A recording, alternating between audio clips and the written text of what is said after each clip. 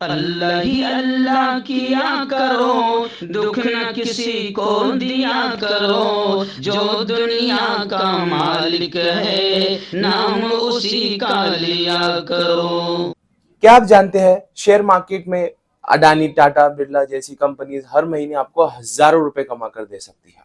مفتی تقی عثمانی، مولانا خالد سیف اللہ، ان کے طریقوں اور اصولوں کے مطابق ہم شیئر مارکیٹ سکھاتے ہی نہیں بلکہ پیسے کمانے میں بھی آپ کی مدد کرتے ہیں۔ آپ بھی جڑنا چاہتے ہیں؟ اس نمبر پر کانٹیکٹ کریں۔ السلام علیکم ورحمۃ اللہ وبرکاتہ۔ ناظرین، استقبال ہے، سواگت ہے آپ کا viral news live studio Jalgaon, Maharashtra, India میں۔ میں آپ کا میزبان مفتی محمد ہارون ندوی۔ آئیے انٹرنیشنل ٹاپ 5 نیوز، دنیا کی 5 بڑی خاص اہم خبروں پر نظر ڈالتے ہیں۔ لیکن سب سے پہلے میں اپیل کروں گا کہ جو ساتھی نئے ہیں اور ابھی تک اس بے باک سچے چینل سے جڑے نہیں ہیں، اگر آپ چاہتے ہو کہ آپ کو ملک بھارت کی اور پوری دنیا کی صحیح اور سچی خبریں دیکھنے کو ملے تو پھر آپ اس چینل سے جڑ جائیے۔ سبسکرائب کر لیجئے ہمارے اس چینل کو، بیل آئیکن گھنٹی کے بٹن کو بھی دبا دیجئے تاکہ ہماری ہر ویڈیو، ہر خبر آپ کو آپ کے موبائل پر مل سکے۔ ناظرین، پہلی بڑی خبر اس وقت میرے نگاہوں کے سامنے آ رہی ہے کہ UNO اقوام متحدہ نے اسرائیل کے تعلق سے یہ کہا ہے کہ اسرائیل نے غزہ میں، فلسطین میں عالمی جنگی قوانین کی خلاف ورزی کی ہے۔ اقوام متحدہ کے ہیومن رائٹس کے آفس کی جانب سے جاری بیان میں یہ کہا گیا ہے کہ اسرائیلی فوج نے شاید غزہ میں جنگی قوانین کی کئی بار خلاف ورزی کی اور وہ غزہ تنازع میں شہریوں اور جنگجوؤں کے درمیان فرق کرنے میں ناکام رہے ہیں۔ ڈان اخبار میں شائع غیر ملکی خبر رساں ادارے رائٹرز کی رپورٹ کے مطابق UNO کے کمیشن آف انکوائری کے سربراہ نے اسرائیلی فوج پر فلسطینیوں کے قتل عام کا الزام لگایا۔ اقوام متحدہ UNO کے ہیومن رائٹس کے آفس OHCHR نے 6 اسرائیلی حملوں کے بارے میں ایک رپورٹ جس میں عام شہریوں کی ہلاکتوں سمیت بنیادی ڈھانچے کو تباہ کیا گیا، اس میں کہا کہ ہو سکتا ہے کہ اسرائیلی فورسز نے ان حملوں میں امتیاز، تناسب اور احتیاط کے اصولوں کی منظم خلاف ورزی کی ہے۔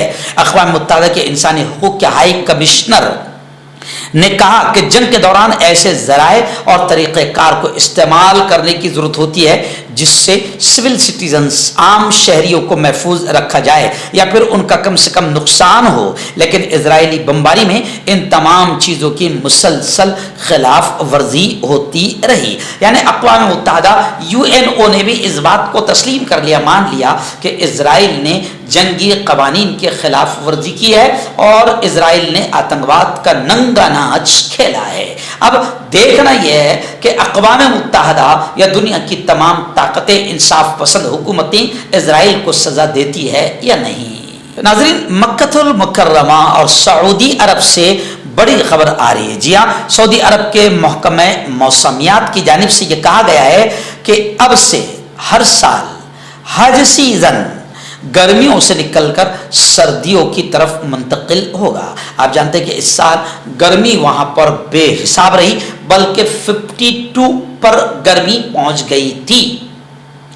محکمہ موسمیات سعودی حکومت نے یہ کہا ہے کہ اگلے سال کے بعد، یعنی آنے والا سال، ایک سال ایسا ہوگا جو پھر گرمیوں میں آئے گا، لیکن اس کے بعد بتایا جا رہا ہے کہ تقریباً 17 سال حج سیزن سردیوں میں آئے گا۔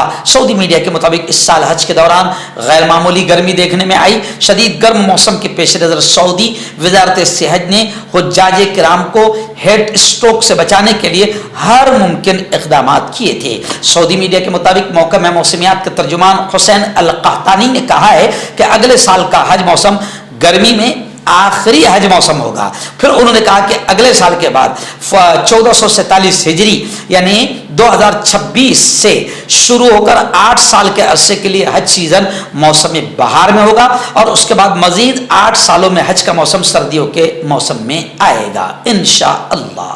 آئے ناظرین، بڑی خبر آ رہی ہے. آپ جانتے ہیں کہ فلسطین کو تقریباً کئی ملکوں نے فلسطین کو ریاست کے طور پر، اسٹیٹ کے طور پر تسلیم کر لیا ہے، قبول کر لیا ہے. لیکن ریاض المنصور کا بڑا بیان آیا ہے کہ فلسطینی ریاست کو تسلیم کرنے میں واحد رکاوٹ امریکہ ہے. ایکچوئل میں امریکہ ہی اصل غدار، مکار اور دھوکے باز ہے. امریکہ ہی اصل اسرائیلی آتنکوادیوں کو پروان چڑھانے والا ہے، اسرائیلیوں کو پالنے پوسنے اور بڑھانے والا ہے. بلکہ گزشتہ کل ہمارے بھارت کے ایک مشہور ٹیچر ہے خان سر کے نام سے، حالانکہ وہ خان نہیں ہے، وہ نان مسلم ہے، بہار کے خان سر کی بھی ایک ویڈیو میں نے کل دیکھا جو کہہ رہے تھے کہ اصل مجرم تو امریکہ ہے، اور اسرائیل اگر چاہے تو غزہ کو فوراً ختم کر دے، لیکن امریکہ اس سے کہتا ہے کہ جنگ کو لمبی کرو تاکہ 57 اسلامی ملک کتنے بے غیرت ہیں، کتنے بے شرم ہیں، وہ دنیا کو پتہ چلے، اور دنیا کو یہ بھی پتہ چل جائے کہ مسلمان ایک دوسرے کو کبھی ساتھ نہیں دیں گے، ان کو ایک ایک کر کے مارا جا سکتا ہے. خیر، ریاض المنصور کا بڑا بیان آیا ہے. انہوں نے کہا ہے کہ فلسطین کو ریاست کے طور پر تسلیم کرنے میں واحد رکاوٹ امریکہ ہے. مردانہ طاقت حاصل کرے 72 گھنٹوں کے اندر، وہ بھی جڑی بوٹیوں دوارا. حکیم یعقوب خان سے کانٹیکٹ کریں جو کہ 75 سالوں سے حکمت کر رہے ہیں. اس کے علاوہ جوڑوں میں درد، گردوں میں پتھری، شوگر، کھجلی، لیکوریا کا گارنٹی سے علاج کیا جاتا ہے. ابھی کانٹیکٹ. ناظرین، متحدہ عرب امارات UAE یعنی ابو ظہبی، دبئی وغیرہ سے ایک بڑی خبر آ رہی ہے کہ متحدہ عرب امارات کے پریزیڈنٹ نے، صدر نے فتویٰ کونسل تشکیل دیا. یہ فتویٰ نام سے ہمارے یہاں کی BJP اور بھگوا ٹولہ بڑا گھبراتا ہے، کیونکہ یہ جانتے ہیں کہ اگر فتویٰ آ گیا تو مسلمان اس پر بڑی دل و جان سے عمل کرتے ہیں. خیر، متحدہ عرب امارات کے جو پریزیڈنٹ ہے، صدر ہے، شیخ محمد بن زاید النہیان، انہوں نے فتویٰ کونسل کی تشکیل کا حکم دے دیا. غیر ملکی میڈیا کے مطابق عبداللہ بن بیع کو وزیر کے عہدے کے ساتھ کونسل کا چیئرمین مقرر کرنے کا بھی حکم دیا گیا ہے، جبکہ کونسل میں دیگر 8 افراد بھی شامل ہے. غیر ملکی میڈیا کے مطابق فتویٰ کونسل متحدہ عرب امارات میں فتویٰ جاری کرنے کے لیے سرکاری اتھارٹی کے طور پر کام کرتی ہے. اس کا مقصد متحدہ عرب امارات میں فتووں سے متعلق نقطہ نظر، پالیسیوں اور قانون سازی کو تیار کرنے کی کوششوں، نظریے اور مقاصد کو یکجا کرنا ہے. اور خبر ہے کہ یہ فتویٰ کونسل باقاعدہ یوں سمجھیے کہ مختلف امور پر فوری اور نئے فتوے جاری کرنا، فتووں کے مختلف شعبوں میں مطالعہ اور تحقیق کرنا، ایسی متعلقہ قانون سازی پر قانونی رائے فراہم کرنا، فتوے جاری کرنے کے عمل کو لائسنس دینا اور مفتیوں کی تربیت اور مہارتوں کو فروغ دینے کی ذمہ دار رہے گی. اور یہ صحیح بھی ہے، بلکہ ہمارے ملک میں بھی باقاعدہ اس طریقے سے مضبوط تنظیم ہونی چاہیے، کیونکہ آج کل کوئی بھی آتا ہے اور فتویٰ دیتا ہے اور مسلم سماج بھی غلط راہوں پر چل پڑتا ہے. آج کل تو گوگل مفتی بھی ہو گیا ہے. آج کل لوگ مفتیوں سے فیصلہ نہیں پوچھ رہے، گوگل پر کسی چیز کو ڈالتے ہیں اور وہاں سے فتویٰ تلاش کرتے ہیں. آئے ناظرین، آخری بڑی خبر آ رہی ہے. جی ہاں، حسن نصر اللہ نے وارننگ دیتے ہوئے یہ کہا ہے کہ قبرص اسرائیل کی جنگ کا حصہ بننے سے دور رہے. وہیں پر قبرصی سفیر نے جواب دیتے ہوئے کہا ہے کہ ایسی دھمکیوں پر یقینی طور پر ریئیکشن دیا جائے گا. حزب اللہ کے سیکریٹری جنرل حسن نصر اللہ نے قبرص کو وارننگ دیتے ہوئے کہا ہے کہ وہ اسرائیل کی جنگ کا حصہ بننے سے دور رہے.